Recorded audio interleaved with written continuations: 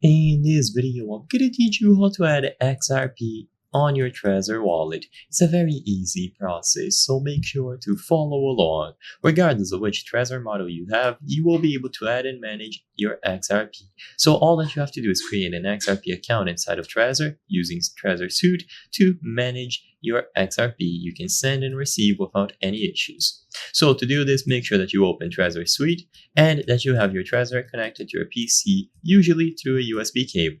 Once it is connected inside of Trezor Suite, click the plus sign and you will be able to add your XRP account. So you will see XRP listed on the supported coins. If you go over to the website, you can also go to the supported coins page and XRP is going to be listed. So you will be able to buy, sell, and swap XRP using Trezor. It is going to be supported on the SAFE 3, and Model T.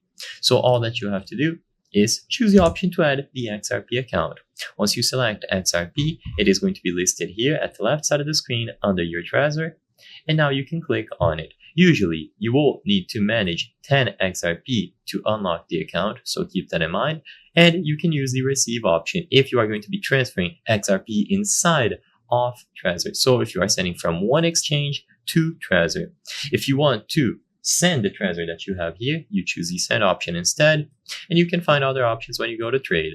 If you choose receive, your address is going to be displayed here, and you can show the full address to use this for other transactions with different exchange wallets. So all that you have to do is choose the plus sign to add a new account, and then choose XRP. XRP is natively supported, so you don't have to use any sort of third-party software. You will be able to do all of this using only Trezor Suite.